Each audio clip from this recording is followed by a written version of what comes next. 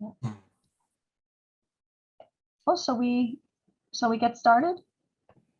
All right.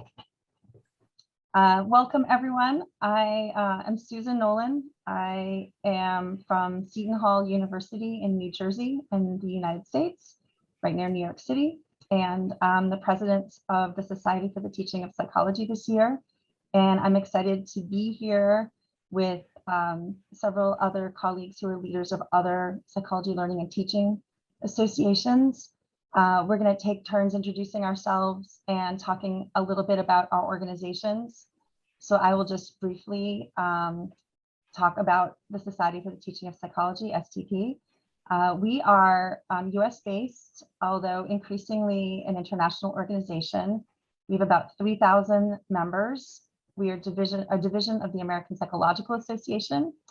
I should also add, so that you all know, that we are recording today in speaker view, so that we're seeing each of us as we present. And this recording is going to be played at AUSPLAT, the Australian Psychology Learning and Teaching Association Conference, coming up in a couple of weeks, and at STP's annual conference on teaching, which is in October.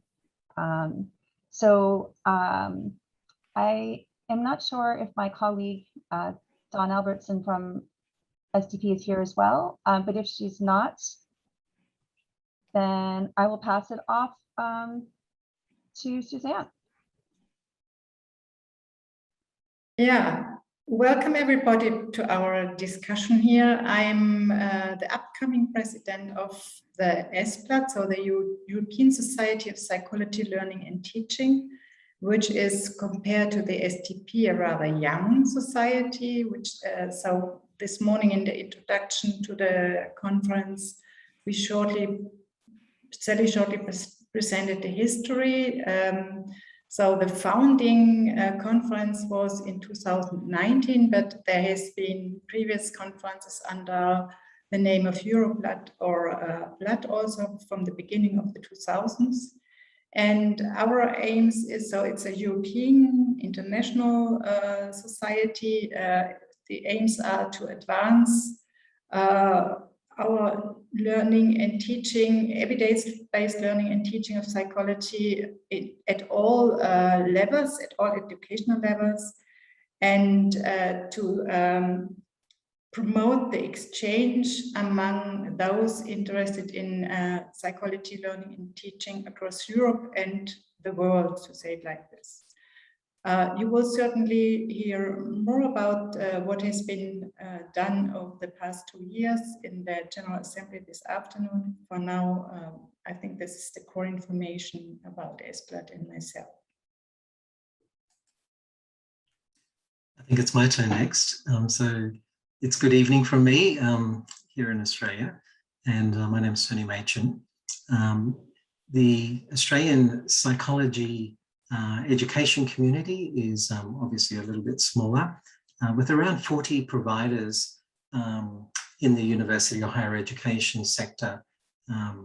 Australia is and has always been at the forefront of what we call distance education, or innovative ways of engaging with students, simply because it's a vast continent, huge in size, with a fairly relatively small population. So that's produced, I think, some unique characteristics of Australia in terms of its higher education sector, and the psychology learning and teaching community is much smaller. I won't tell you the number in our organization, which is part of our professional society, but it is much smaller.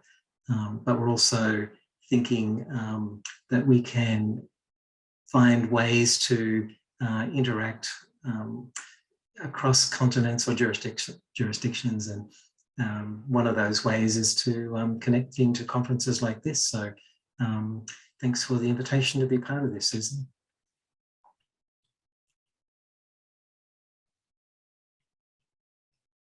Okay, I'm the next. Welcome to our discussion. My name is Lenka Sokolova. I'm from Slovakia Community University in Bratislava, and currently I'm the president of EFTA, which is European Federation of Psychology Teachers Associations. It was established in 2004, and our main aim is to focus on the teaching of psychology at pre-tertiary level, students from 16 to 19 years of age, and our members are both organizations, associations of the teaching of psychology in European countries, and individual members. Now we have members from 12 European countries, and our activities cover conferences for secondary school psychology teachers, and also supporting exchanging twinning projects and job shadowings among psychology teachers at pre-university level.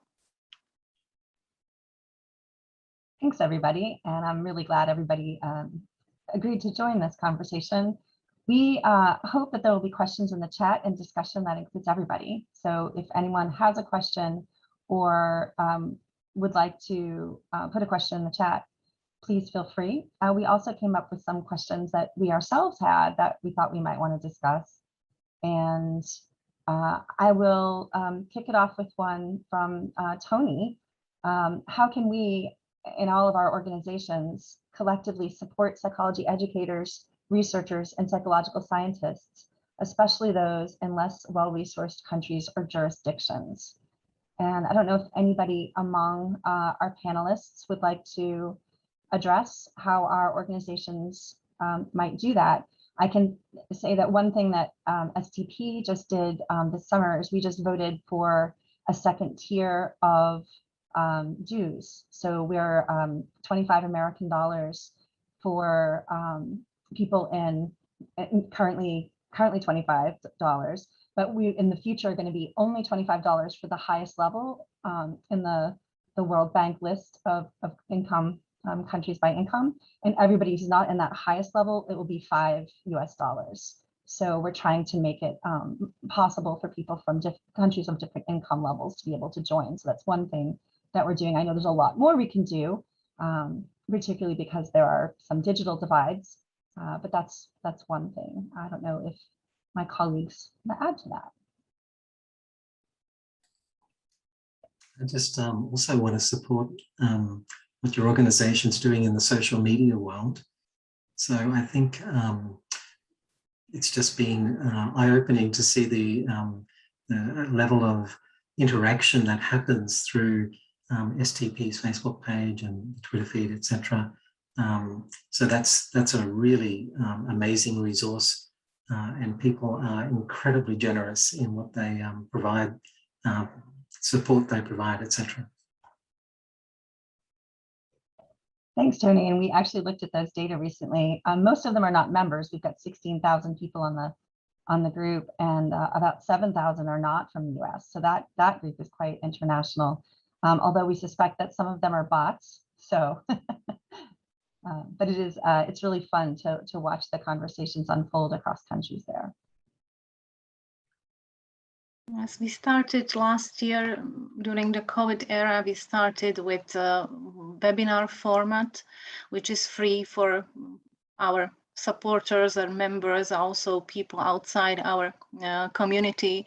And we are open to share especially the ideas of international exchange and job shadowing, twinning classes and stuff like that. We have several teachers in Finland, in UK, and many other countries who have excellent experiences with traveling and connecting their classrooms also outside Europe, not only within European countries.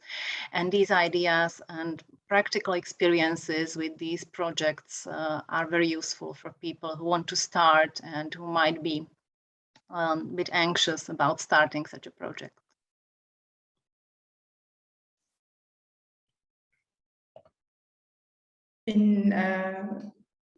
From the SPLAT activities, we have developed the website in a way that there is room also for sharing experiences, material, raising issues and questions. So to access the what I would call the collective smartness of the members, or to initiate more exchange, because I think the most important thing is really have room to share and exchange experiences, and also material that is valuable and useful for distance teaching, online teaching, for example, in these difficult times also.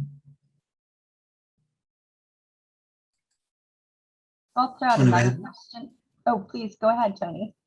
No, I just wanted to add that one of our colleagues who's in this session, Jackie Cranny, has also been leading a tagging project. So through support again from STP in creating an identity for Australian psychology academics to kind of collectively add things to STP's resources site, we're gradually going to work through things that have been created, teaching resources, and eventually hopefully tag them. So they'll be available through after the peer review process to all psychology academics and educators. So thanks, Jackie, for leading that. And this is we're kind of feeling the love at the moment from STP, by the way. It's just been a very kind of nice way the relationship's been developing. Jackie, did you want to add anything? Yeah, well, I should say I'm not leading it. I'm part of the team at STP tagging, but we just thought that this would be one way in which we could share resources, our own, and also encourage the Australian psychology education people to look at the STP resources more closely, given that there's a couple of different resource categories that are peer reviewed. Then that's something that if Australian psychology educators successfully had their resources peer reviewed, then that would be useful for promotion and so forth. And although we tried some of this in Australia, unfortunately we have not the resourcing of academics through our major organisations has decreased over the years, and so we are trying to be creative with where we can maintain support for each other and make it more international. So yeah, we really are grateful that STP has the numbers to have the resources and the support, and to be gracious in welcoming us into their fold in many ways. But I think from our perspective, because we're small, it's great to have some partnerships with other organisations across the world. Thanks. Thanks, Jackie. And I should add that we at STP are really excited that the folks in Australia and also the SFLAT folks have welcomed us as well. So really grateful for that. And I see that Dawn is here as well. And I'm going to let you add in a bit more. But first, I just want to mention that I asked one of my former students, who actually is German and in Germany, so this time zone was better for her than for a lot of my other students. Annabelle von Schick is in the monitoring the chat. So I asked Annabelle if she would kind of call her if things showed up there. So I'm grateful to Annabelle for being here with us today. Go ahead, Dawn. Thank you so much, Susan, and hello to everyone. My apologies for being late. This is one of the great tribulations of online international connection. I just got my time zone wrong, so my sincere apologies, but hello from the UK. I wanted to speak really quickly to the spirit of what you guys were talking about connecting organizations across the world, specifically in relation to something that my little corner of the universe in STP is putting forward. So I currently chair the International Relations Committee, although it's soon to be renamed.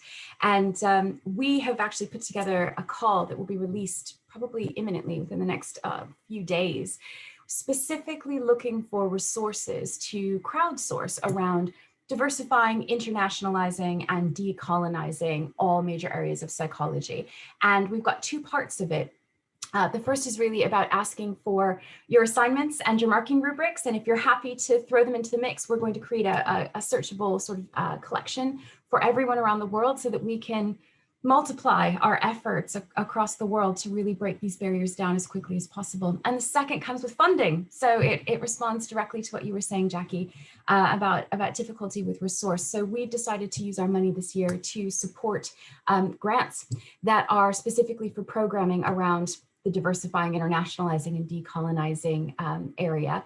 And yes, so please be on the lookout. That'll be coming out through STP and through all the channels. And what we're really looking for is to support our colleagues, not just in the US, but around the world, to really make these connections so that we can come together, put our energy in together with the spirit of many hands makes light work. And of course, we're really interested in student proposals that are supported by faculty mentors, as well as academic proposals. So that's all I wanted to say, is that I think it will be a very nice future together, building things, making sure we can all both contribute and benefit from the efforts. Thanks, Dawn. And I think, Annabelle, do you want to, I think there's a question in the chat. Would you like to read it to us?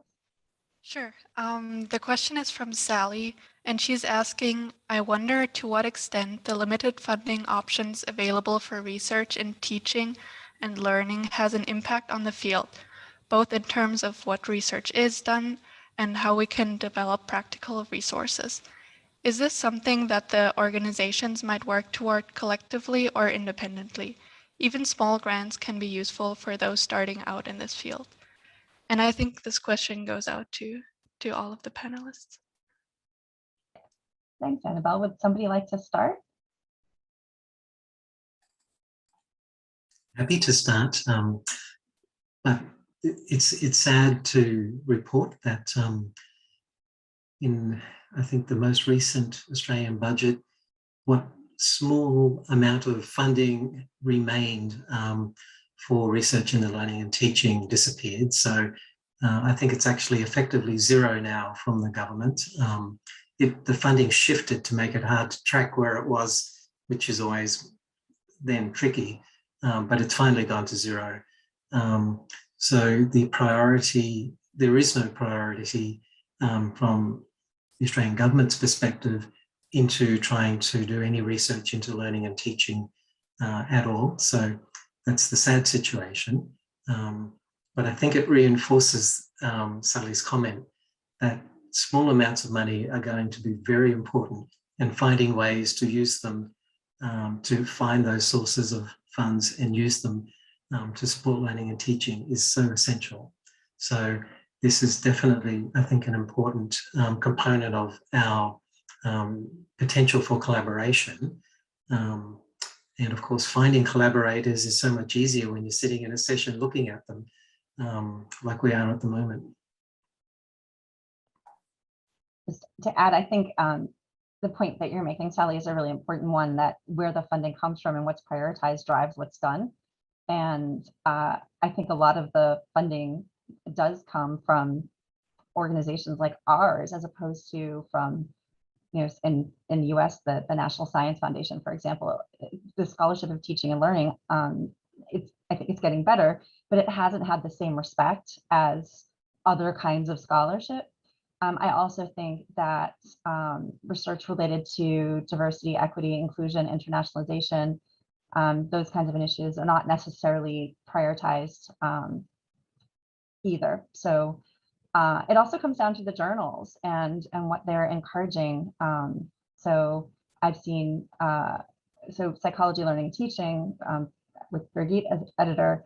Birgit has always done an amazing job at having associate editors and reviewers come from around the world, which I think is really amazing. Teaching of Psychology with Aaron Richmond as the current editor. He has expanded the editorial board to explicitly include an international, to make there be tracks, so an international associate editor, someone who's associated with a historically Black college and university, tribal universities, Hispanic serving institutions. So these kinds of initiatives, I think, will make a difference in having more voices in the room, because at the end of the day, if the journals aren't publishing what we're doing, it loses its value, unfortunately. I don't know if Dawn or Lenka or Suzanne want to weigh in as well. Yeah, I mean, I think actually this is a, oh, I'm sorry, Suzanne. I think, I just, go ahead. Sorry. Thank you, Susan. I think I don't know if it's mostly an issue of funding. Funding is important, but if I look at the German situation at the moment, there's a lot of funding in the field of raising the quality of education on all levels, to say it like this. And there are a lot of projects running at the moment with exciting research that is done. But on the other hand side, so this is coming from the National Ministry of Research and Science. On the other hand, there is a German research foundation, which is mostly funding basic research. And still the value of running studies and research in the field of learning and teaching is way less than, for example, results from basic research. So this is why I had put the question,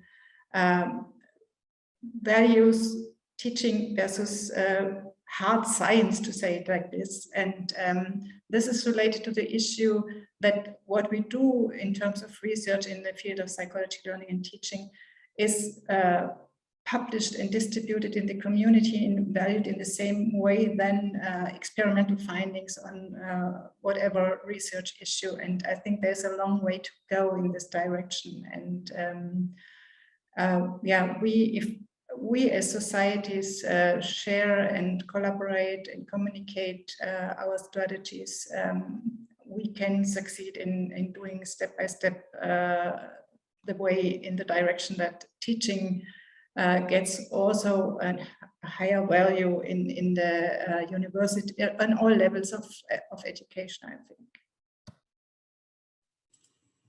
I was going to jump in and simply talk, I think, actually emphasize around Suzanne's point that we've got almost a contextual problem with teaching and learning research, which is that historically what you need to be promoted is not just publications, and in some ways our journals around teaching and the scholarship of teaching and learning meet that, but also around attracting funding.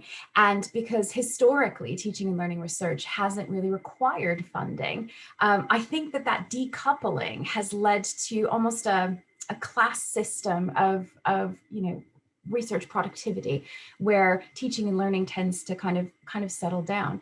But interestingly, I don't think all is lost. And I think that's because we begin to see the emergence of independent tracks for tenure, oftentimes teaching and learning specific tracks, where institutions are recognizing value. But I think COVID might actually launch this because all of the sudden, the only thing that was left was how good your teaching and learning was between you and your students on a screen. And it didn't matter how beautiful your campus was. It didn't matter, none of those things mattered. And in fact, all of a sudden people are very interested in what are the key aspects of pedagogy that must be translated, and does it matter across medium? And so in that space, I think that it's a moment to seize, but I totally agree with Suzanne that actually in order to do it well and to have hopefully an indelible impact, we need to hold hands and jump together as organizations across the globe, because what we see are these, multinational research collaborations are the ones that get heard, they get seen, and they get funded. And I think we might need to mimic that before we set our own culture as equal but different. I'd just like to add something to Susan's idea that some funding schemas are for different type of research or supporting teaching modern research, and also some schemas are open only for some types of organizations, let's say universities, professional organizations, or secondary schools. And maybe our role is to help our members and our communities to find schemas that support cooperation across different levels of education and different types of organizations, because sometimes the funding is not open for all types of let's say organizations or target groups. So that might be helpful also to support cooperation between schools and universities, colleges, and different levels of education. Thanks, Lenka. Annabelle, are there more questions in the chat? I can't see another question as of now. One of the lovely things I discovered when we went to an APA convention once was a researcher named Bridget Martin Hard, and she had a presentation called The Undercover Scientist, Using Pedagogical Research to Teach and Discover. And I can share it and show you the presentation if we wanted to, but what she had been doing, which is quite inspirational, was building research into the things that you have to do as an academic or a teacher. And that was actually quite enlightening. I felt quite inspired to see someone who used just normal practices like reminding students about things, but using research design to test whether a particular email or a framework like self-determination theory or something could be implemented into the way that teaching is delivered. So happy to share that for anyone, that presentation for anyone who's interested. I've just got a copy of it here, but the principle was use the things that we're required to do to develop some interesting research. Yeah, Bridget does great work. Yeah, she also runs the Psychology One conference in the United States out of Duke University, which STP sponsors, which is focusing on introductory psychology, which is a really cool conference. I'll jump in with another question from our list previously. A few of the panelists had a version of this question. So what will psychological science look like in 10 years' time?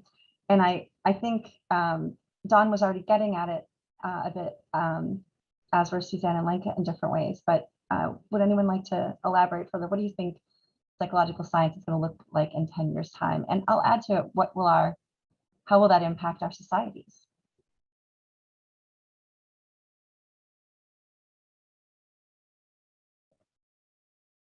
And our audience are welcome to jump in as well. I think this is a big question for everyone to be thinking about. And my answer is psychological science will be better than it has been. So that's my my summary of everything that has been going on.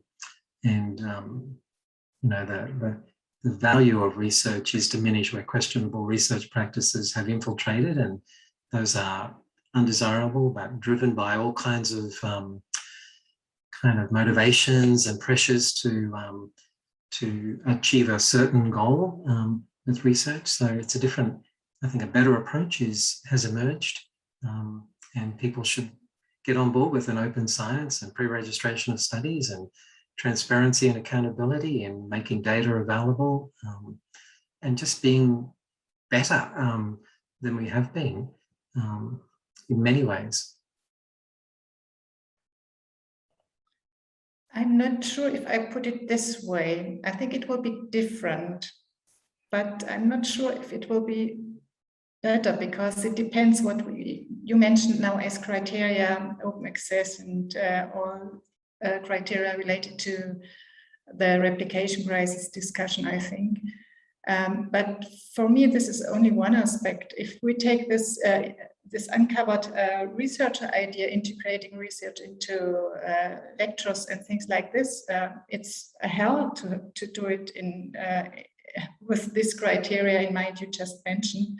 I see a big trade-off happening there, and I think it will. What I think will happen is that it gets even more diverse as it is now, and it will be clearly there will be strands that are very interdisciplinary. For example, I'm in an excellence cluster in Germany with engineers and computer scientists, and working on issues that can be only tackled in interdisciplinary international teams.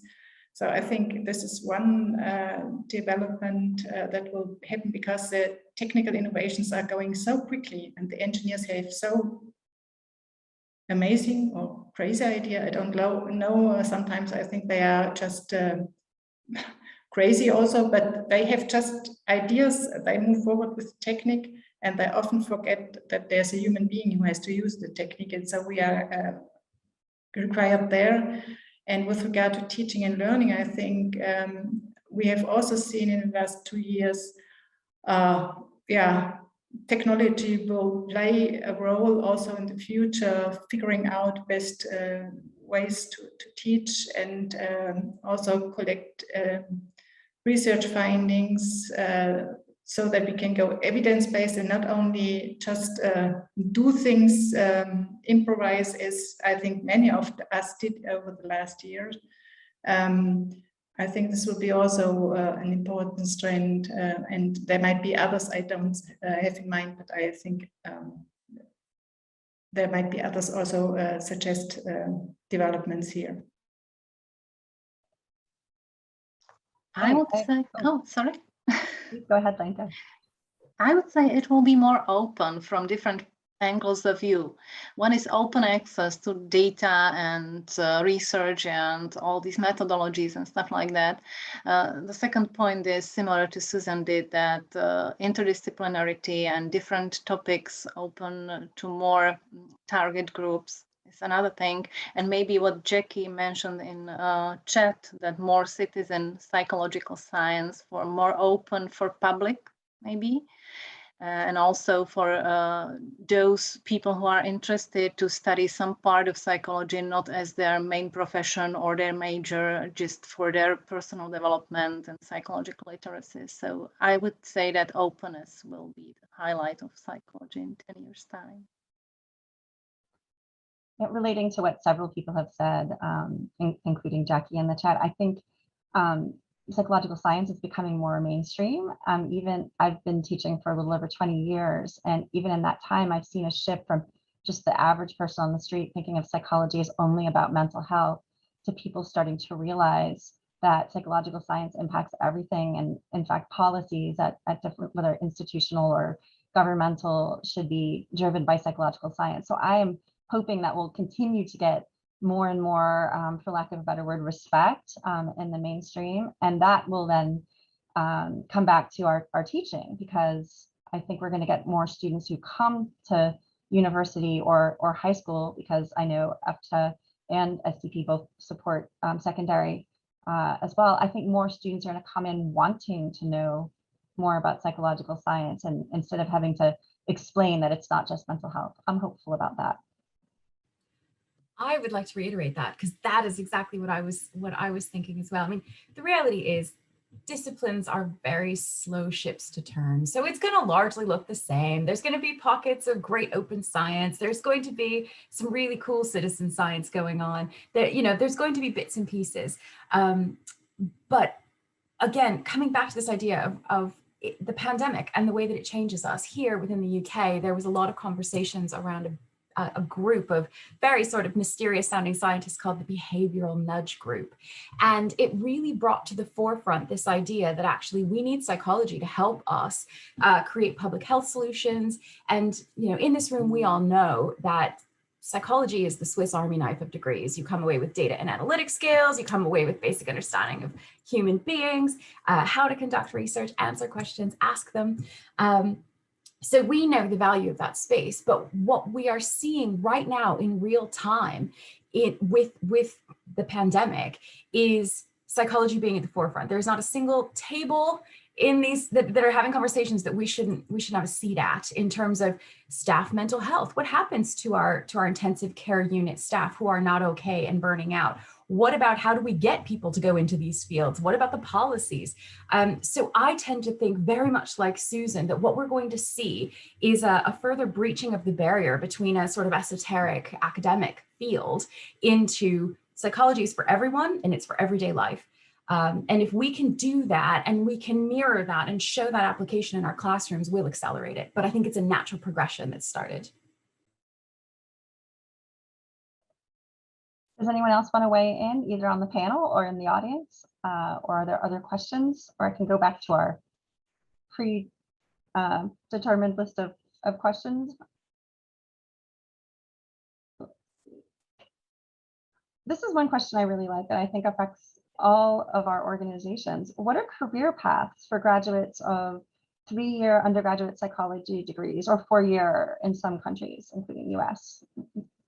What do we see our graduates doing? And I think, Dawn, you got at this already with the Swiss Army knife. Did you want to kick this off? Yeah, I mean, to be fair, I think that might be my catchphrase, because I do find that I say that quite a bit, but I genuinely believe it, because when I speak to my graduates, I know that people are drawn to psychology with no intention of a purely psychological future. And in fact, what I want to show them is that application to all kinds of different careers. I'm less, what you do with it is up to you and completely shaped by you and your interests. But what I can give you are these skills. And I think this is something that Bridget Martin Hard also does really, really well, is this highlighting of these transferable skills.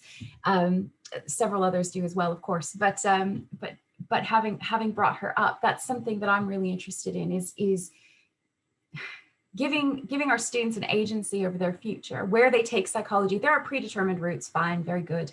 But I want to see you go, I've got these amazing skills and I've ended up in the art world. I've got these amazing skills and I've ended up in nonprofit. I've got these amazing skills and I lend them here.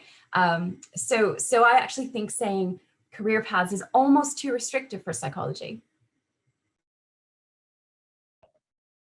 Anyone else want to weigh in or to add on how can our organizations support these kinds of things?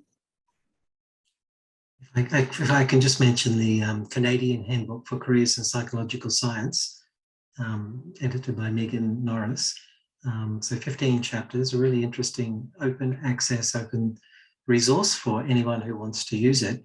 But we're in the process of getting to the end of adapting it for Australia. So there'll be an Australian Handbook for Careers in Psychological Science using a similar format, so Creative Commons licensed, openly available. And the explicit goal has been to help either undergraduate psychology students or perhaps even students considering enrolling in undergraduate psychology to have that wonderful, diverse understanding of what you can do, what you can become if you focus on becoming a psychological scientist as your priority. But then thinking about how that might be applied in research or teaching or professional practice or policy areas, etc. So that resource is freely available. It's called the Canadian Handbook for Careers in Psychological Science, and hopefully in October we'll have our Australian version available. And Eva has her hand up.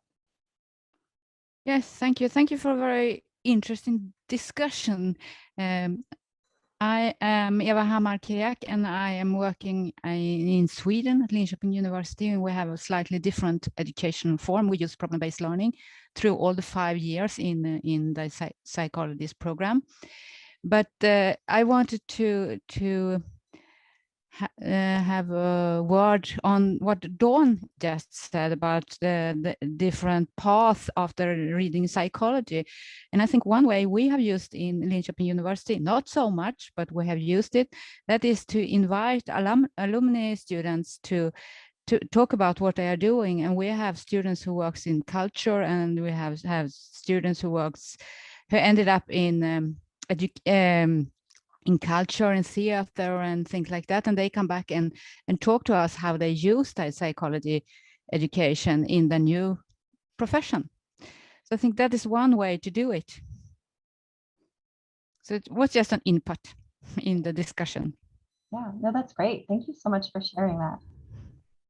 Yeah, to add to this comment from Eva, thank you very much. So the one strategy, but this is local strategy, is to invite alumni. The other one is to make excursions to visit them on their workplace. But this is only possible in non-pandemic times, but this is one of the most valuable activities one can do to really show the broad diversity of potential professional fields where psychologists get involved and how fascinating the work is there. I remember one excursion we did, for example, to one of the big car enterprises that has been built after the reunification in Germany near Dresden in Leipzig. And one of our alumni was responsible for all the hiring procedures happening there. And so when we went there with a group of students, he could showcase the huge diversity of tasks related to hiring and personal development in such a field, for example. And I love that you said that. I think the US is the worst of all the countries represented here, and looking toward the employers, it's almost like it's seen as, you know, we're giving up on our, you know, academic whatever. If we're turning, why are we only creating students for the workplace, you know, this whole liberal arts and all this stuff, which, I mean, I'm a big fan of the liberal arts. I think that's very important. But I think what's been done in Europe with the Bologna process, what's been done in Australia with the quality assurance, what I'm learning about what you're all doing, I think it's so important. And it's something I've been trying to be a champion for in the US. And I wish we would do more of that.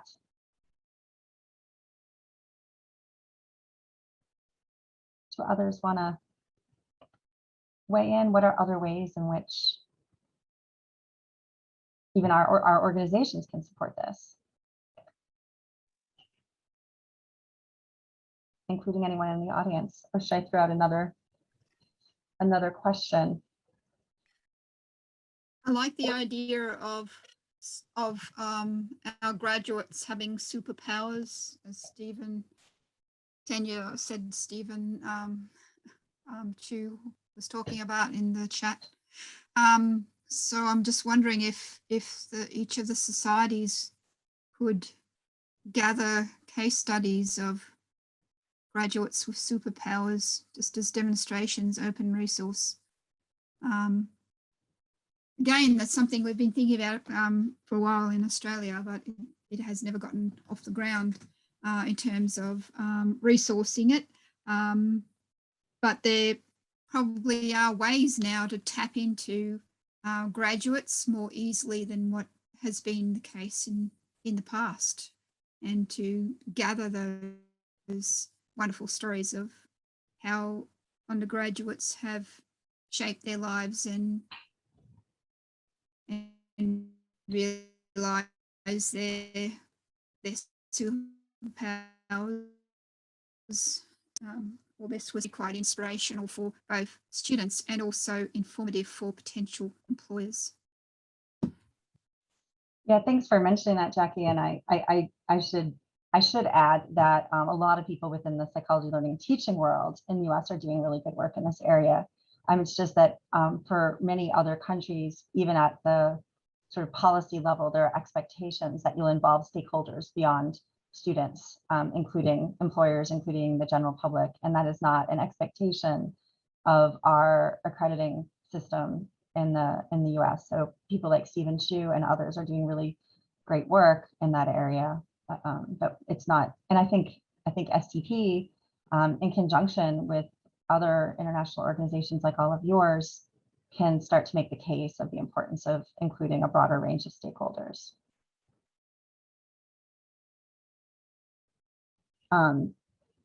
Another set of questions that we came up with in advance were relating to teaching versus research. How much value is attributed to these aspects of our jobs? What strategies can we use to increase the value of teaching, and what are the benefits and boundary conditions of these strategies? So sort of a group of related questions. I don't know if anybody wants to start with that.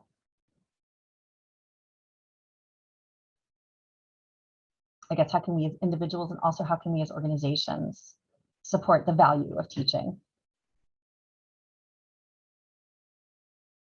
Maybe I can explain a little bit, because I have put this question and I mentioned it before also. So at least in Germany, and I think also in Europe, I experience that the research outcomes, so if you pursue a scientific career, the research outcomes are way more valued than teaching outcomes. Even though there are teaching evaluations, you have to hand it in. It's very clear research counts more than teaching. And if you have a look at, for example,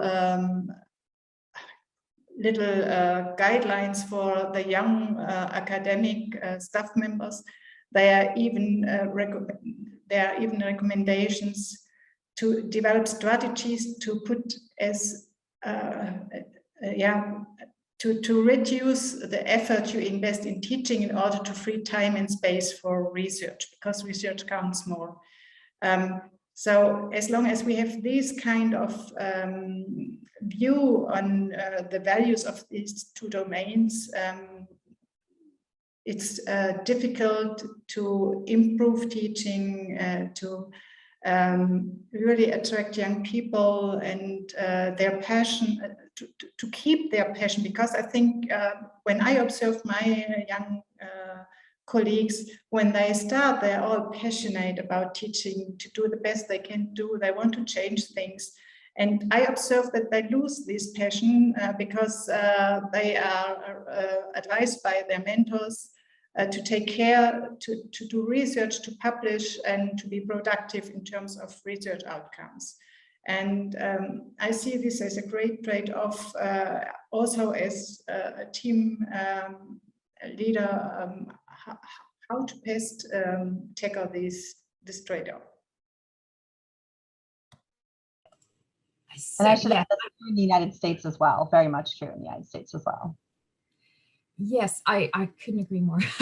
I think for both from the US and from the UK perspective, I was very lucky in the US. I happened, my first university had historically been a teacher's college, a place of training teachers, even though it had become a doctoral institution. And so within the sort of tenure and promotion criteria, it was explicitly listed that teaching was like 51% and research was 49%. That they always made sure there was that space. It's the only place I've ever seen it. And what I can say very clearly, I think I'll leave the US to Susan, but in the UK, I think there's a very muddled understanding of what even teaching is, what good teaching is, for sure not valued, except that the sort of higher education system here has been, I don't know, performance indexed to death. So they had kind of a neoliberal government, and it really changed the way we looked at higher education. And so business principles began to be applied to universities in the form of performance metrics. And so while everybody loves research dollars, loves research-informed education, but you can't ever really find a good definition of it, actually what you find is if you look at the budgets, it's a hunter-gatherer society, right? So occasionally a researcher will bring in a lion and people will eat for a day, but it's the gatherers, it's the teachers who do good work, who keep the lights on. Tuition dollars keep institutions afloat. So there is a reluctance in terms of appreciating the value of teaching. But with that said, there are these metrics. So every year our graduating students fill out something called the National Student Survey, and we are 100% held accountable to this. And it's entirely around student satisfaction and questions of learning, teaching, and support. So you've got this, I think the system currently cannot continue to exist as it is because you've got this competition, these competing priorities. Do you want to look good in the metrics? Do you want to keep making research the darling? You cannot do both because the metrics are beginning to shift things, not necessarily for the better. But again, I tend to think that actually so much of what institutions are being judged on outside of the traditional research, which definitely dominates, is ultimately boiling down to passionate teachers, because it's also about the recruitment pipeline. And you know, we cannot complain that we don't have culturally competent counselors and clinicians if we allow them to fall out at every stage of education, and that comes down to teaching. That is not research. So, you know, there are places for us, but it is about communicating the value that we bring. And like Suzanne says, I'm not sure that there's a really receptive audience yet. I think there's very traditional values around the idea of research as sort of king. I just want to add, I think this is one of the most important things that our organizations can do, because here we have found our people, right? We're the people who really get passionate about teaching and have stayed that way. Some of us are early in our careers, some of us are later in our careers, and we've stayed that way. And that's where I think all of the organizations represented here, SPLAT, OSPLAT, EFTA, and STP, we can keep that passion alive by keeping us in touch with people like ourselves and finding strategies and working together to make a difference. And we just have a couple minutes left.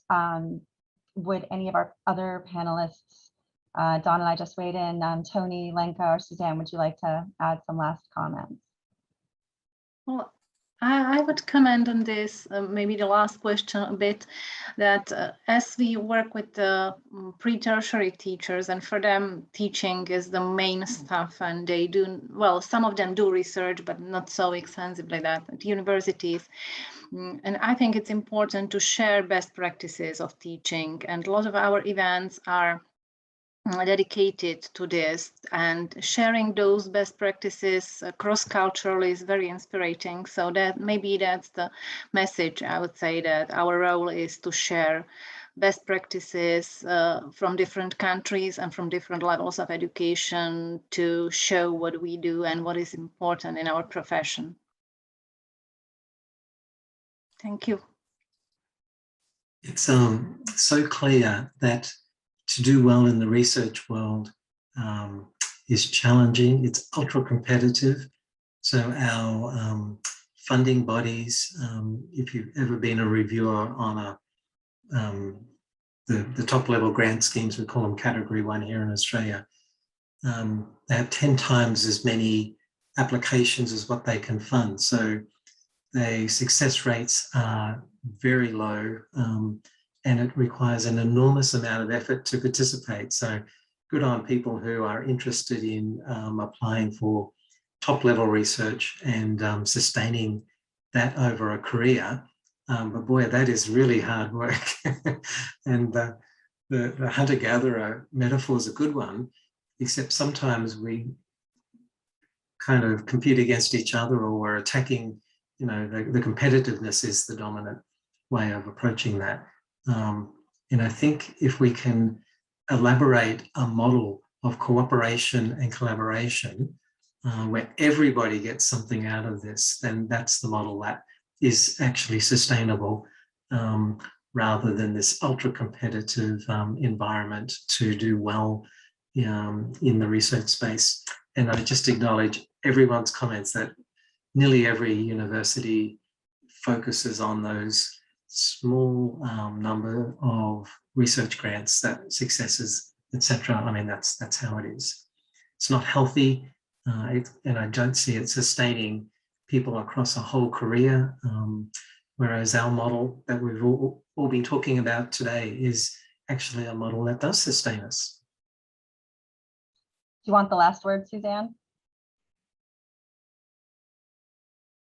Nope. Thank you, everyone. I want to thank my fellow panelists. I've learned so much from you today, and I want to thank everyone who came. And I encourage people also to check out the chat. There's some really great comments there as well. And thanks to Annabelle for coming to help with the chat as well. And I look forward to seeing you in all the other meetings over the next couple of days.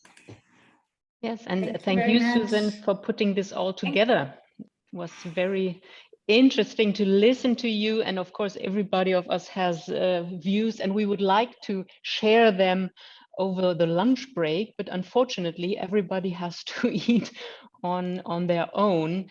But after lunch we will continue with a poster session. It will start at 2 p.m. so make sure to be back from your lunch break then. See you. And thank you, Birgit, for organizing this amazing conference. Yay. Thanks. See you.